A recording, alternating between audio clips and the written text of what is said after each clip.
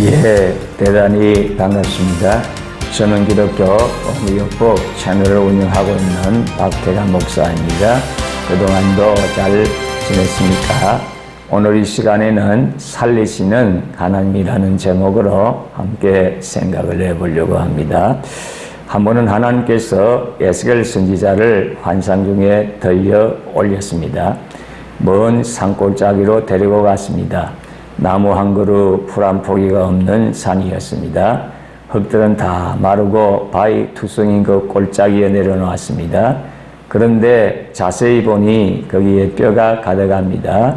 사방으로 보니 뼈들이 마르고 말라서 도무지 사람의 뼈라고 할 수가 없을 정도였습니다. 그럴 때에 하나님의 음성이 들려왔습니다. 에스겔서 37장 3절에 그가 내게 이르시되 인자야 이 뼈들이 능히 살겠느냐 하시기로 내가 대답하되 주 여호와여 주께서 아시나이다. 이렇게 에스겔은 대답을 했습니다. 근데 하나님이 에스겔을 보고 말씀하시기를 에스겔아 이 뼈들이 능히 살겠느냐 이런 질문을 했습니다. 기가 막힌 질문이었습니다. 인간적으로 생각할 때 절대 불가능한 일이었습니다. 그래서 에스겔은 이렇게 대답했습니다. 주께서 아십니다. 사람은 알지 못합니다. 그때 하나님이 말씀하시기를 에스겔아 이 뼈들에게 여호와의 이름으로 태어나라. 뼈에 생기가 들어가고 심줄이 생기고 살이 돌아오르고 피부가 덮여서 살게 하라고 했습니다. 그래서 에스겔은 자기의 생각과 자기의 경험으로는 절대로 이룰 수 없는 것이지만 하나님의 거룩한 말씀을 대언할 수는 있습니다. 그래서 대언했습니다. 생기야 이 뼈들에게 들어가서 살아나고 심줄이 돋고 살이 돋아오르고 피부가 덮이고 사람으로 살아나라. 그러자 놀라운 일이 생겼습니다. 갑자기 생기가 들어오니 뼈들이 소리가 납니다. 덜그덕 소리가 나더니 다 서로 연결이 됩니다. 사람들의 형상으로 가득하자 그 다음에는 심줄이 돋아오르고 살이 솟아오릅니다. 피부가 오르더니 거대한 무리가 있는 골짜기가 되었습니다. 그때에 하나님께서 다시 말씀하십니다. 에스겔아 생기에게 명령하여서 이 사람들에게 들어가서 사람이 일어나게 하라 그랬습니다. 그래서 에스겔이 생기야 사방의 습으로와 이 사람들이 들어가 살아나라 그랬더니 생기가 들어오니 그 많은 사람들이 살아나서 일어났습니다. 성경에 보니 큰 군대였더라 이렇게 기록을 하고 있습니다. 놀라운 부활의 역사를 하나님께서 보여주신 것입니다. 우리가 이 사망으로 점령된 세계에 모든 사람들이 마르고 마른 뚝딱이 같은 된 이 세상입니다. 하나님께서 과연 다시 살리실 수가 있겠습니까? 그러나 여러분 하나님이 지으신 세계는 이런 세계가 아닙니다. 하나님께서 천지만물을 창조하신 다음에 보시기에 심히 좋았더라 이렇게 말씀하고 있습니다. 하나님께서 보시기에 그냥 좋은 것이 아니라 심히 좋았다고 말씀하고 있습니다. 그러므로 이 세계가 얼마나 아름답게 지어졌다는 것을 알 수가 있습니다. 오늘 우리가 보는 이 세계, 마른 뼈다귀 같은 이런 세계가 아니었습니다. 하나님은 이 땅을 부요가 가득한 땅으로 만드셨습니다. 오늘과 같이 굶주리고 메마르고 헐벗고 고통스러운 세계가 아니었습니다. 이 땅에 정의가 가득하고 거룩함이 충만하고 병들거나 아픔이 없는 세계였습니다. 저주와 가난이었고 죽음이었고 평화가 넘치는 세계였습니다. 사랑이 충만하고 기쁨이 가득하고 소망이 넘치는 세계였습니다.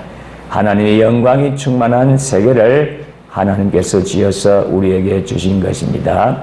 그러나 그 아름다운 땅의 주인인 아담이 하나님을 반역하고 타락했습니다. 스스로를 마귀의 종으로 내놓았습니다.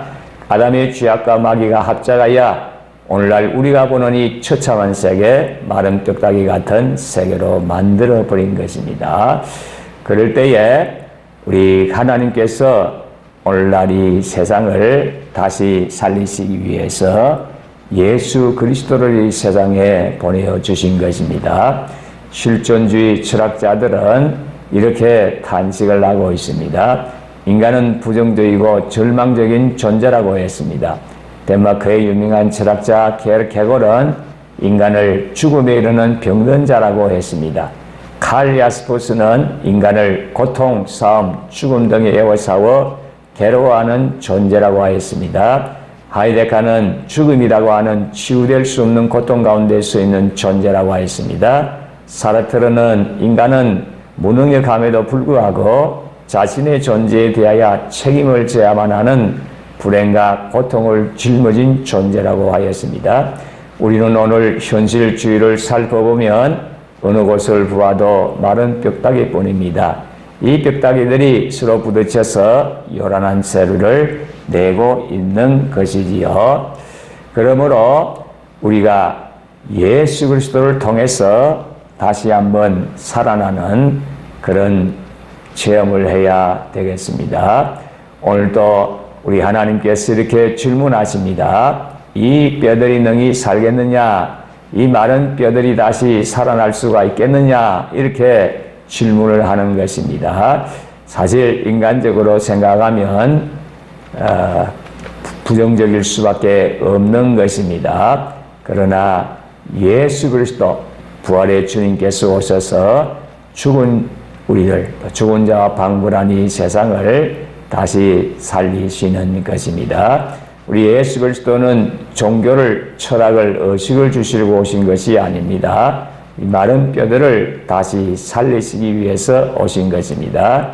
아담의 반역죄를 청산해서 하나님과 사람 사이에 막힌 담을 흘러버리십니다. 하나님의 부활의 영이 우리에게 쏟아질 수 있도록 하기 위해서 예수 그리스도께서 오신 것입니다. 예수 그리스도께서 십자가에 달려 돌아가시고 부활하심으로 말미암아서 죄악을 지하고 우리를 용서받은 의인으로 만들어서 부활할 수 있도록 만들어 주신 것입니다. 부활의 생기를 불어넣어 주시는 것입니다. 그래서 죽을 인생을 살리는 부활의 생기로서 예수님께서 이 땅에 오신 것입니다. 그러므로 예수 그리스도의 십자가의 고난을 통해서 반역의 대가를 다 지불했습니다. 우리가 어머니 뱃속에서 상속받은 죄, 우리의 허물, 태어나서 지은 모든 허물을 다 청산하신 것입니다. 우리의 죄는 예수 그리스도의 통장에 들어가게 되었습니다. 예수 그리스도의 은은 우리 통장에 들어오게 되었습니다. 그러므로 우리가 인생의 통장을 열어보니 죄는 하나도 없고 예수님의 위로만 가득 차 있는 것입니다. 예수님께서 은혜로 우리를 죄에서 건지셔서 영원한 의로운 삶을 얻게 만들어 주신 것입니다. 예수님께서 무덤에 들어가시다가 부활하심으로 사망을 이기시고 부활의 생기의 근원이 되셨습니다. 오늘 예수 그리스도는 죽음을 이기고 부활하신 부활의 생기이신 것입니다. 이 땅의 마른 뼈들이 각 들어차고 예수를 꼴짝하게 된 이 땅에 예수님께서는 부활의 생기로서 우리를 찾아오신 것입니다. 그래서 우리의 영혼을 살리시고 우리 개인을 살리시고 우리 가정을 살리시고 우리 사회와 국가와 온 세계를 살리시는 것입니다. 지금 여러분들의 상태가 어떻습니까? 마른 뼈다귀 같은 상태에 있습니까? 부활의 생기이신 예수 그리스도와 성령님을 통해서 다시 한번 소생되고 회복되고 새롭게 되고 승리의 삶을 살게 되시기를 진심으로 소원합니다. 끝까지 시청해 주셔서 대단히 감사합니다. 다음 영상에서 만나도록 하겠습니다. 감사합니다.